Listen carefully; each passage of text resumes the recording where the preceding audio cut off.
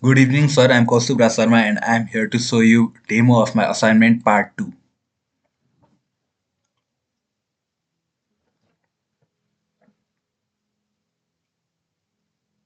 The first one is use of interface.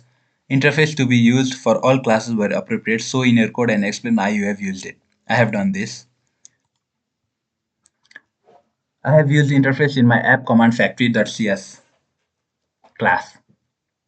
What I have done is I have used the iCommand interface in the app command factory class to make sure all the commands follow a standard structure. I have overridden the make command method to create and return the right command object based on the input command name like appwrite, custom int, or custom real. This makes it easy to add new commands without changing too much code. The interface ensures that all the commands can be used in the same way, which keeps the program very organized and very easy to extend as well. Moving on, unit test for all my classes. So in your code, I have done this. Unit test documented with XML comments clearly showing its purpose. So in your code, I have done this. Unit test run and pass, so them running in the testing framework, giving all green ticks. I have done this. Let's see in the code. In total, I have 14 unit tests and I have written XML comments for them here as well. These are the XML comments. As you can see, I have written all the XML comments for all the classes test. Let's run this. In total, there are 14 tests. Let's run this.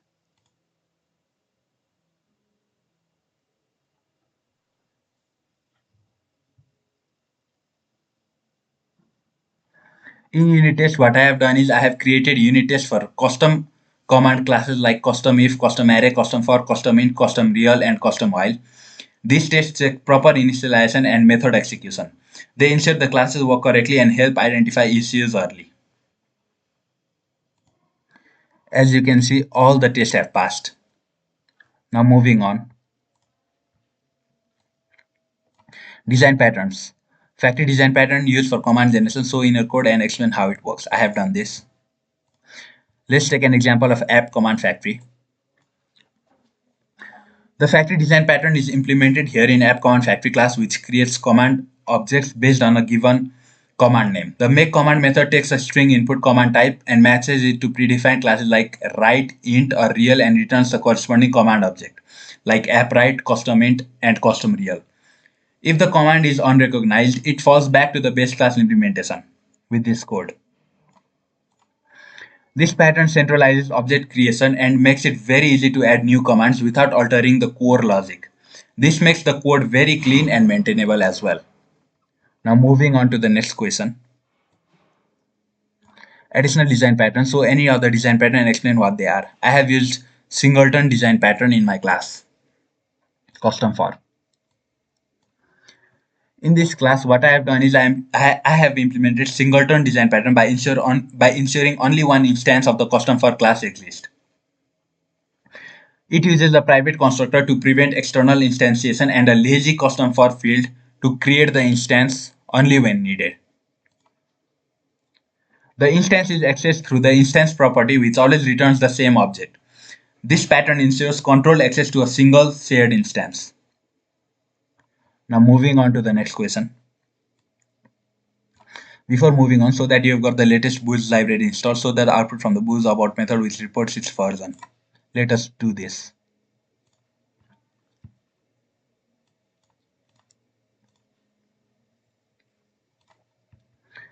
This is the output of Booz about method and the version is 1.1. Let's move on to the next question. Replaced int class, so it running. Let me take the input for int.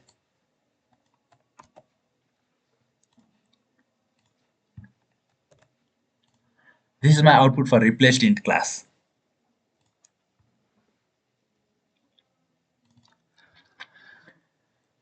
To replace int, what I have done is I have created a custom int class that extends the int class from Booz. It overrides the restrictions method to bypass any variable restrictions that is defined in the base class. The constructor automatically calls restrictions that ensures that these restrictions are ignored whenever a custom int object is created. This allows more flexibility in using integers without the user limitations. Now moving on to the next question. Moreover, I have pasted my link to the output image to my GitHub in this space below. Replaced real class. Let's take the input for real.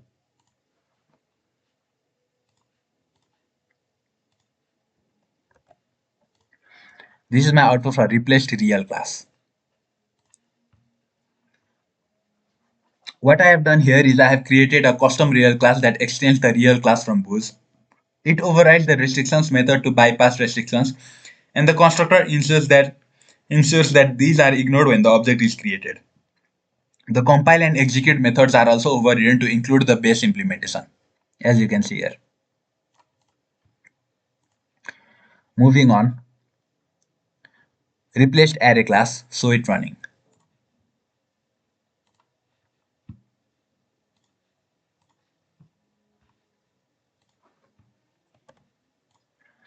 This is my output for replaced array class. In my custom array class, what I have done is I have created a custom array that extends the array class from Booz. The constructor calls the reduce restriction counter method to bypass any array-related restrictions that could be present in the base class. The compile and execute methods are also overridden to include the base class implementation. Now moving on to the next question. If, while, and for. While working on restricted, show it running.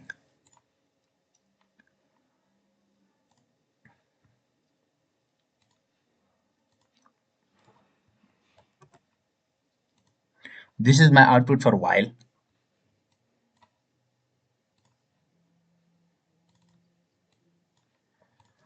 In custom while class, what I have done is I have extended the while class from Booz, and the constructor here calls the restriction method to bypass any restrictions. The compile and execute methods are also overridden to include the base class implementation. Moving on to the next question. Force working on restricted.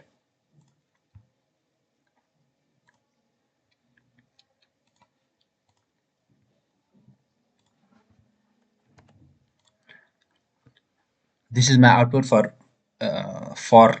class.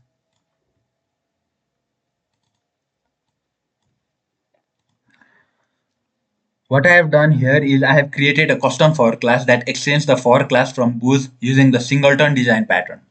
It ensures only one instance exists by using a private constructor and a lazy custom for field. The instance property provides access to this single instance. The constructor also calls reduce restriction counter to bypass any restrictions. Then the compile and execute methods are overridden to use the base class implementation. This ensures compatibility while allowing customization if needed. Moving on, I have pasted my link to the output image here if working on restricted.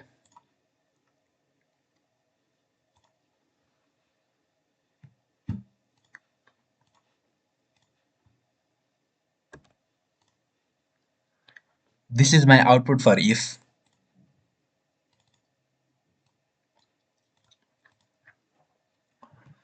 What I have done in my custom if class is that I have extended the conditional command class from Booz. The constructor calls the reduce restriction method to bypass any restrictions. It is left empty intentionally to bypass any restrictions from the base class. The compile and execute methods are overridden to use the base class implementation. This ensures original functionality is preserved while allowing flexibility for future customization also. Moving on. Else is working on restricted.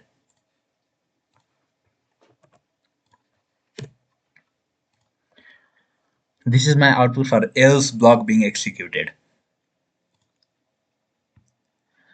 This is the same as that of custom if.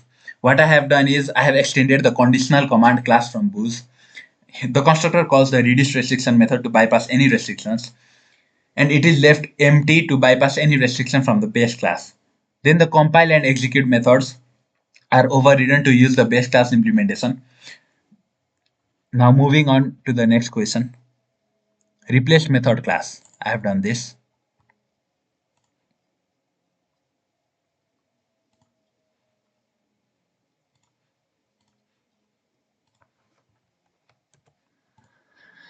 This is my output for replace method class.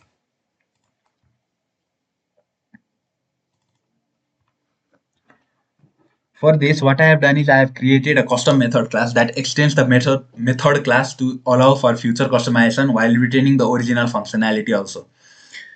It overrides the compile and execute method and calls base implementation to ensure compatibility and inserts and includes an empty reduce restriction counter method as a placeholder for potential removal or modification of restrictions. This sets up a foundation for enhancing the behavior of methods as needed without disrupting the existing code. Moving on, have you done anything that is additional and substantial? For this, let me show the output first.